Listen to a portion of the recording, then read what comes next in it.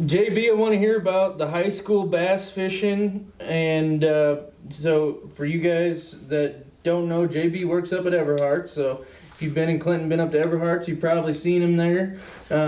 He's on the Clinton bass fishing team. And I wanted to hear a little bit more about your experience with that, how long you've been doing it, what it's like. There's some serious scholarship money to be made.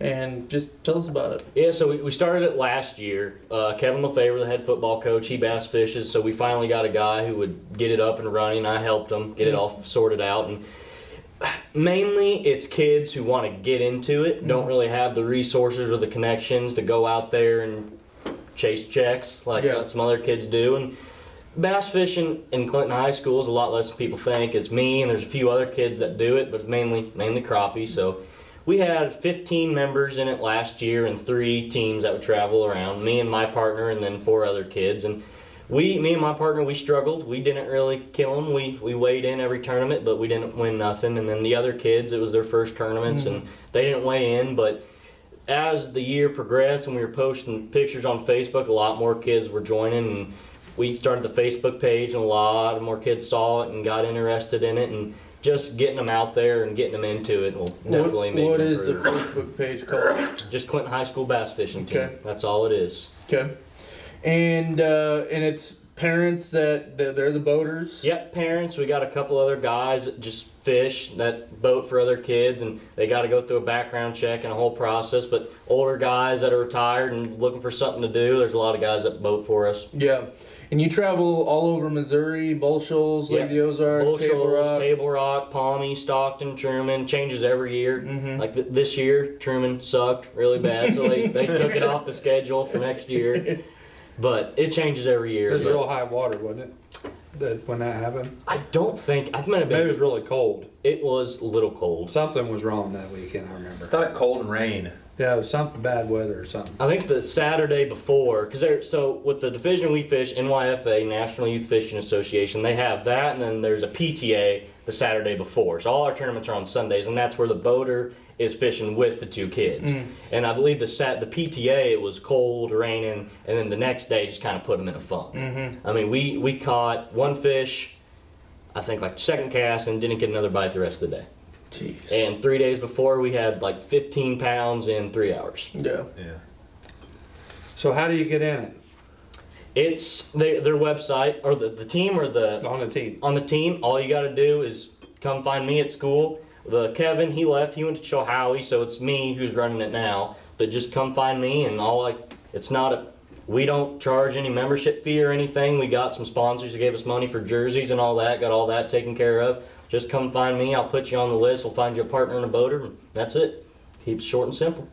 Buy a rod and a tackle. Yep, that's it. What do you guys, like, if you had someone that was out there that wanted to help out, what kind of stuff would you guys be in need of? Fishing rods, tackle? Yeah, rods and tackle. There's a lot of kids who don't have much. So rods, tackle, reel, line, just all that stuff. Life jackets, stuff like that really helps them out. We got all the money for hats and jerseys and all that figured out, but just little things like that really help a lot of the kids out. Getting a little higher end rods in their hands and some more baits and all that in their hands really helps them out. So the way it works is you're not actually winning money like these guys are, but it's you can win scholarships. Yeah, and big scholarships. The championship this year was $105,000 scholarship, first place. Yes. And Drury University is the one who does all the scholarships. I think they gave out almost $300,000 in scholarships in the championship. Pretty good. Yeah. Nice. How many Really good. teams were in the championship? There was 103, I believe, in the championship. They take the top 40% of the field, and there was usually each event pulls around 300 boats. That's high school and middle school. Yeah. So it's a really big event. It's a lot of fun. Yeah. I know one of my sponsors, Gorilla Grips, actually come on as the NYFA Yeah, sponsors. at all the weigh-ins, they have a booth of Gorilla Grip gloves that all the Yep. kids can go up there and grab as many pairs that they want. So that's pretty cool. Yep, Yeah. and then we got some booths set up now that the proceeds from whoever buys, the public, when they buy a pair, proceeds go to the NYFA, so it's pretty cool. So when you're fishing Truman Lake, what's what's your favorite thing to be doing? Are you in the dirty water? Are you down in the clean water? What do you? I fish a lot up the Palmy. That's just where I've had the best success. I'm a shallow water angler. I suck at fishing deep, so I like going way up and flipping with the jig and throwing a square bill. That's what I'm considering myself to be decent at. And How many times Darren taking you fishing? he's taken me once. I took him once, and it was probably the worst day of fishing I've ever had in my life. We said a lot of It bad wasn't words that he day. was a bad partner. I hit a lot of docks.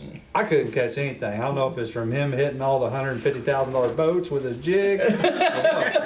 No, it was just a bad day. We fished a big bass bash down Lake the Ozarks. Cool. Took We it down there. caught fish. You caught a lot on a wiggle board. I'm You not wore 'em going to out tell on a him, wiggle board. or he already knows. When they come to Truman, ask him what happened in that deal. Ask him who he listened to and who he didn't. I didn't listen to him. I didn't get any money. Ask him who his partner fished with the weekend or the day before. Yeah, my partner's his nephew, and we didn't listen to him. He listened to me, and we They sucked. went like to the other end of the lake. I was Far on as they good could fish go. there. And I told Jared, I said, nope, we're not listening to him. We're going to prove him wrong. And we didn't prove him wrong. Dude, that is my favorite. I know Richard gets this all the time, but we'll have people call us and they'll be like, hey man, you know, my wife hasn't fished in 26 years. She just had 3 babies in 2 weeks and I really want to put her on some fish. Like we get this call all the time, right? And they're like, well, just go down there to G12 and run that fence row and you'll catch them in there. And then you see them 2 days later. Like, hey, did you put her on them fish the other day? Like, no, we didn't catch any. Like, no kidding, they were there. You know, I'm like, I can't believe you didn't catch any. Well, we didn't go down there where you told us. We went over on the We went up there where we caught them last summer. This is way Why'd you- worse than that. Why'd you call me? You know, and I This did is listen way to worse you. than that because I took him and we caught him. We listened to you at Table Rock, and we sucked there too. Well, that's All our fish came out deep You are on Carolina probably- River. yeah, you are But the lake was terrible conditions. Bad conditions. I fished Truman. This is Truman Lake Kendall. We don't talk about that. They can drain that lake for all I care. I hate it. I hate it. We got some members that are Table Rock fishing. Oh, yeah. Intel. There's only one thing you need, or 3 words for Table Rock bass fishing. French fry, split shot. That's right. Split shot, drop shot. French fry, split shot, drop shot. So tell me, what's the biggest bass you've ever caught on Truman? On Truman, I think it was around 5.5. I don't get out on Truman as much as I'd like to. Busy working. By the time I get out of there, get Yeah. home, get the boat hooked up, I only got an hour. But Yeah. mid 5s, I'd say. Did you caught that in a big bass bass? Yeah, I was a $500 fish, 3rd flip of the day Nice. with Jeff. We had about 18 pounds that day if we were fishing an actual tournament. We had a good day that day. And that was what, over in the Palmy? Your favorite spot? No, we were in the Tebow. Yeah. We were in the Tebow. Listen to Darren, didn't you? No, No. they were in one of Brock's holes and Oh, okay. John Nick's holes. Mm. Well, it might have. I might have told him to go there. I don't know. I I was- think Hook found it. Jeff Hook already Yeah. knew this spot. Yeah, I was asleep on the way there, so I don't know if he talked to anybody, but I woke up and was in a boat, so. Well, that's pretty neat. Now, you've done a lot of the kayak stuff. Yeah. And you've gone to several lakes kayak fishing, which is great. I want to know about your Truman Lake kayak fishing and what your experience has been, what your different tactics are when you're in the kayak. So the kayak fishing definitely made me a better angler. I was stuck in one position. I couldn't be like Darren in my fancy boat that runs 80 and go all over the lake. But I was stuck. I know I did have a trolling motor on my kayak, which helped, but I was stuck in one area. And I knew those fish were there. I just had to figure out how to catch them. So I found myself slowing down, fishing a lot slower, not necessarily what I caught them on, but looking at the bank. Why was that fish there? Why did I catch that fish? I'd go over, find something that was similar, start catching fish. And I'd just make mental notes and figure those fish out. And it made me a lot better of an angler for sure. Now, one of the benefits of the kayak is being able to get into some areas that you can't with a bass boat. So on Truman, I mean, you're going into areas up in the Osage, up in the Grand, and getting way the heck back in there. Yeah, there was a guy that he had 101 inches with the biggest Missouri kayak one day record. So talk about that too. Did you say 101 inches? Or like, do you had a 101 inch bass? So we all go by length. It's all, everything's run by an app, Tourney X. You have a board and you lay them fish on that board, take a picture. You have to have your location and everything turned on, so you can't be cheating. And then it uploads to the app. There's a live leaderboard, so you can check all throughout the day if you're winning or if you're, what you need to catch, and 5 fish by length. So 80 inches, about the average. It's 11, 12 pounds, somewhere in there. But there was a guy at 101 inches on Truman, way up a creek, which it was like a 25, 26 pound bag. So it definitely puts you in areas where other guys can't get to. Yeah. But are you going to catch a bigger sack than some of the guys in a bass boat? I don't think so. Just, you're stuck in one area. You got to catch that sack out of one spot. Yeah, you got it. It's a lot of luck. It really is. Yeah. Pick the right spot and hope for the best. Yeah. That's a lot of what it is.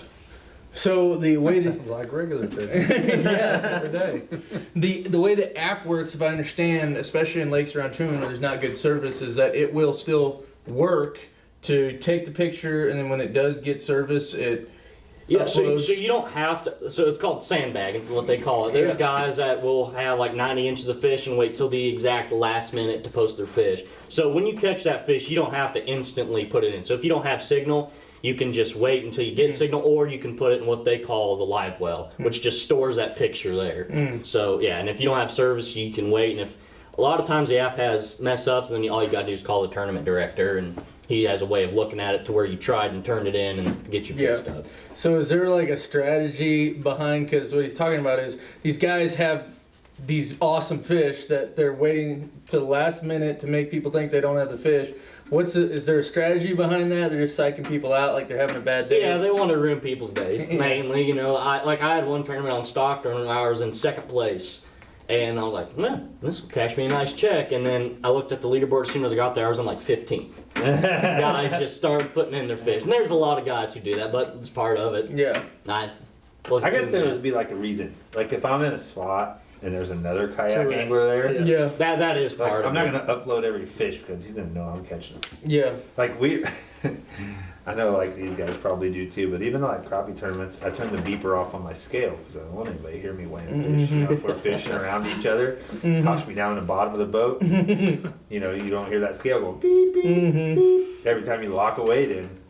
Well, I'm the opposite. I do a dance and go woohoo if I catch a 10-incher, just so Yeah, I hear people there. think about it. Well, they get another pounder over there. Just so people all come over there and I go take their spot.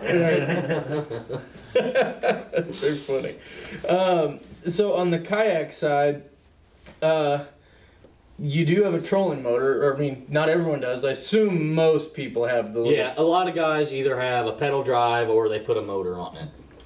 and you can do the spot lock, all that, just like Yep, spot lock, head and lock, GPS, everything. Have you seen some of these kayaks? Yeah, There's guys out there with $15,000, $20,000 kayaks. Yeah, I know there's one guy in Missouri who fishes. It was like an $11,000 Hobie, live scope. He had two 12-inch graphs. I mean everything. $3,000 torpedo on the back. He can go like 5+ miles an hour in his little kayak, which ain't a lot, but in a little plastic boat, you get scared, yeah. especially on Truman. And Everhart's has the Old Town kayaks. Is that correct? Yeah, Old Town and New Canoe is what we carry. Yeah. Old Town's what we sell the most of. They're a really sweet boat. Yep. They got one of everything, anywhere from $1,000 all the way up to $4,600. Yeah, and does that include electronics? No. Or that's just the Just trolling? bare boat and whatever comes with it. Trolling motor, seat, all that. And we work deals out with people. If you buy a boat from us, we knock money off all the accessories and stuff you buy from us. So we try and help everyone who buys a boat from us as much as we can. Well, and kayak fishing is a major growing segment of Yeah. bass fishing. The barrier to entry as far as cost goes is a tenth Oh, of a boat. And that's why I think it's so big. Yeah. What'd they have 50, that one Fosno won this summer, was it 57? That was a championship event. So it wasn't the champ. So Everhart's hosts an event called the All American Kayak Series, Okay. and we started it 2 years ago, and we had almost 200 kayakers show up. First time we ever hosted, which is really big for a kayak tournament. And then it was in the fall. We were getting bad weather, so we changed it to the spring. So that was the qualifier, but we did it so we had a tournament in 2022, and then the next one will be in 23 in the spring. But yeah, he won that qualifier. And that was a small event, 57, I think there's something like that, 60 boats in it. But that All-American, it's like $11,000 first place. It's a big event. Yeah. A lot of people coming through. So when it comes to techniques in the kayak, because in one of the only bass fishing tournaments I've ever competed in. I was in a kayak up on Lake Jacomo and Lee Summit, and I was in one of those Hobies lent to me that's like one of those little pontoon Hobies, which I thought was super great. And in reality, my issue was when I got that bass landed, there was no like hole to like for that fish to lay down in. I lost 2 fish that day that I would have won the thing. That I had them on my board and they start flopping.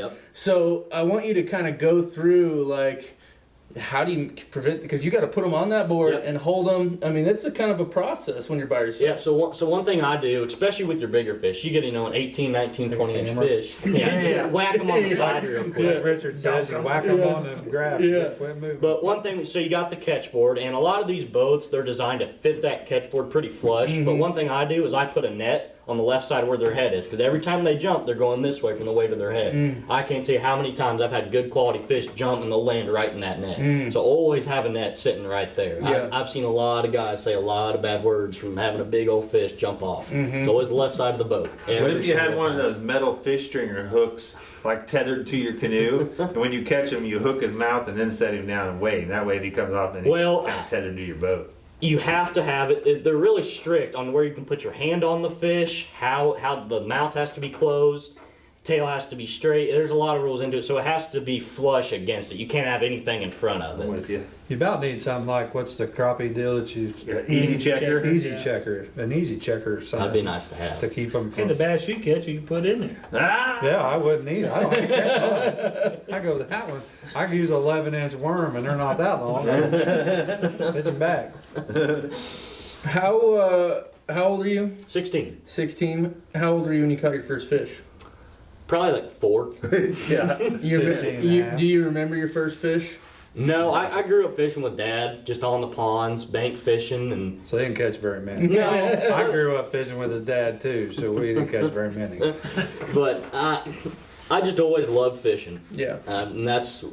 seriously started fishing around 10. I was consistently going out there and putting a whooping on the old man. I'm like, he kind of sucks compared to me. Got a big head on me. Started fishing some tournaments and started it way too young. Way too young. Just I got burnt out. But when he got in my boat, it was embarrassing. I called his dad and said, "What is wrong with you? You get some control over this boy. I had a box of swim baits that cost more than anything in my boat. He could have bought a boat with that box of swim baits." You throw the swim bait on Truman a lot?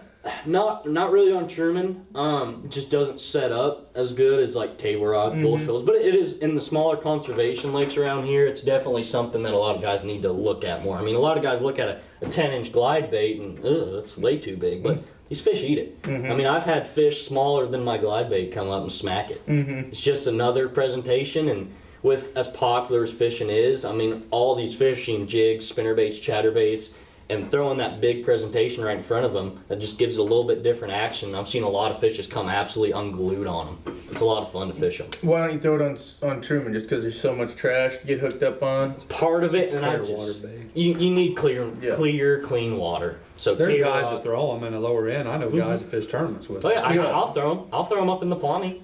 But I've had fish follow them, but I don't think I've ever caught a big swim bait fish on Truman. And when you say clear water, because we know Truman up in the arms, like a foot of clarity is really good. If you get 2 to 3 feet down in the lower end, that's pretty good. I mean, are we talking lakes that you need 10 feet of clarity type of stuff? Yeah, 5. I'd say 5 minimum. Yeah. It's just, the bait's silent. And it's just gliding right through the water. And it's a sight thing. These fish will just come from 50 yards away, see that giant bait gliding, and they'll just draw right to it. The drawing power that those baits have are insane. Yeah. And they'll just come out of nowhere and just hammer it. Interesting. Well, that's pretty cool, man, and really excited to just see how you progress in the high school deal. And what's one of your bigger events coming up? In the fall, my season's pretty much over. I'll fish the Big Bass Bash. I ain't fishing with this guy because he can't put me on fish like my other boaters can. But our season starts back up in March through June, and that's pretty much my tournament season. Yeah. And in the winter, I target big fish. I throw big baits and try and catch bigger fish. What are you gonna be doing this fall? You gonna be chasing some big deer? Yep, deer hunting and get out of the deer stand, and I go right to the lake. Yep. go try and stick a big one. That's all I do in the fall. When I'm not working, I'm either in the deer stand or I'm on the boat. Yeah, yeah. Well, JB, that's a lot of really cool stuff, and wish you luck here in this coming year. We're gonna see what we can't do. We're gonna try and put our heads down and do a little bit better this season. Try and cash a couple checks. Yeah, hell yeah, man.